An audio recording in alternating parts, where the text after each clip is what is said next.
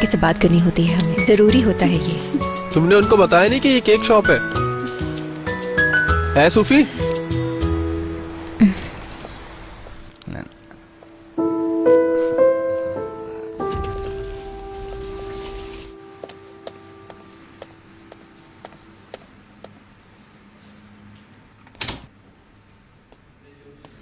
Good morning. Good morning. क्या हो रहा है? यहाँ कोई और कमरा नहीं है काम करने के लिए? मुझे कहा गया ये कमरा आज से मेरा है। किसने कहा? खलील साहब ने।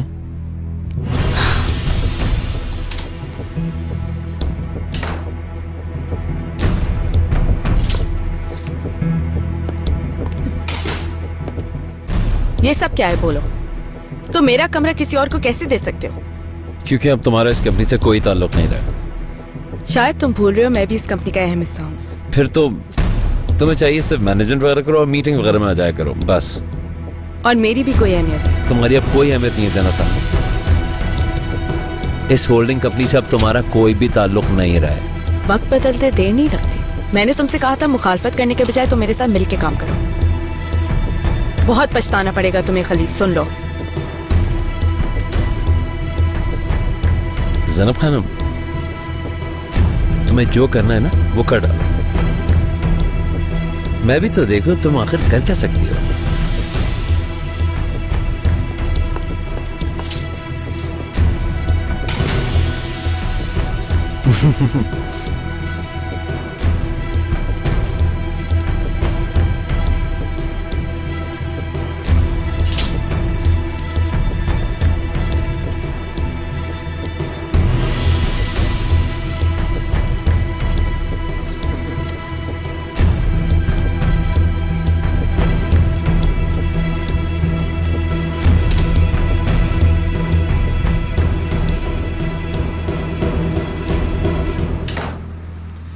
खलील साहब, ये क्या तूफान भेजा था आपने? देख लो, इस वक्त वही तूफान दरवाजे के सामने तबाही कर रहा है। बैठो बैठो। कैसा चल रहा है सब कुछ? सब बहुत अच्छा है। केस दाखिल कर दिया है हमने कोर्ट में। टीम पूरी तैयार है हमारी। मेरा नहीं ख्याल कि इस बार कोई मसला होगा। किसी एतराज की कोई गुंजाइश नहीं है। Very good. सिक्योरिटी फोर्सेस वाले बहुत मदद कर रहे हैं हमारी। बहुत सारे गवाह उन्होंने अरेंज कर लिए हैं। वो सब मुस्तफा के खिलाफ बयान देंगे कोर्ट में।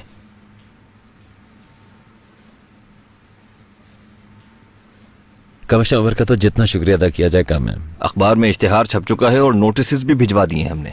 अगर कोई खास मसला नहीं हुआ तो मुझे पूरी उम्मीद है कि एक ही डेट में डिवोर्स भी हो जाएगी। वाकई में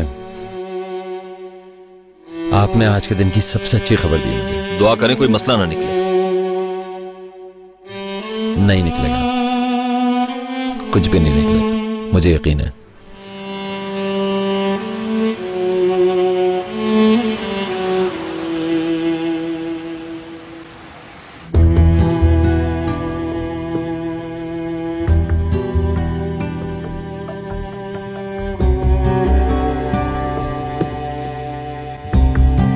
मनाहिल, मुझे बहुत डर लग रहा है, पता नहीं क्या होगा।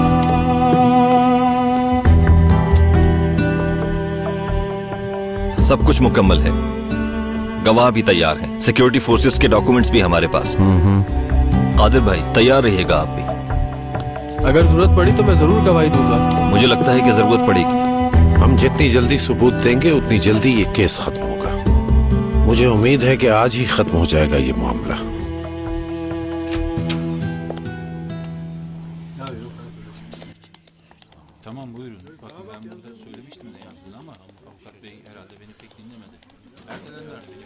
केस नंबर 17 मनाहिल और मुस्तफा।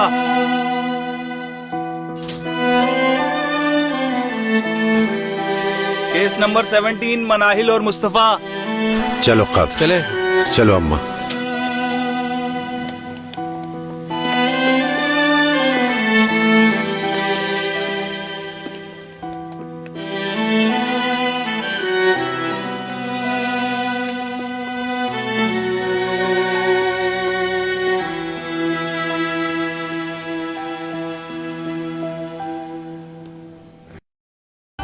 बुखार है बाबा? नहीं, मैं ठीक हूँ, बिल्कुल ठीक हूँ।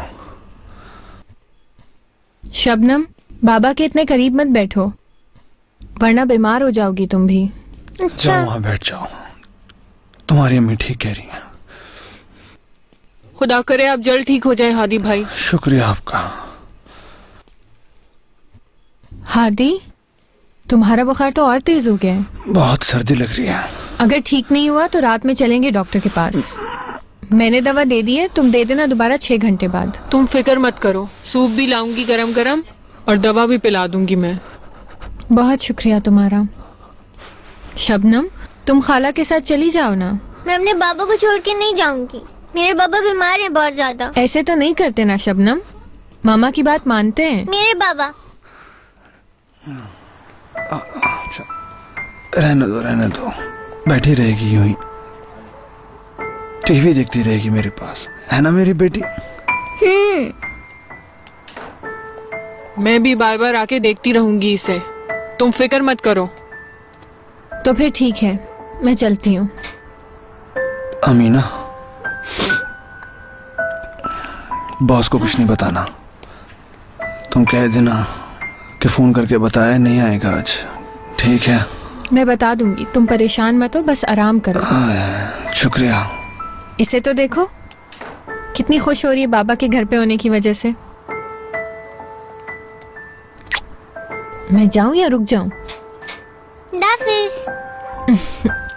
तुम फिक्र मत करो।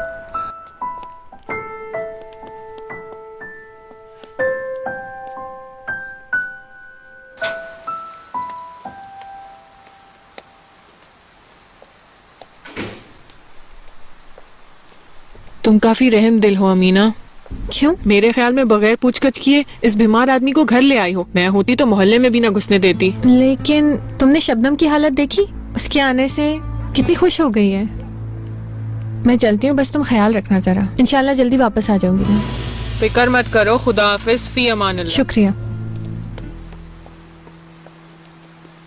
मुझे पढ़ के बताएं। अच्छा, मुझे तो, मैं पढ़ता हूँ, तुम बैठ जाओ कुर्सी पे।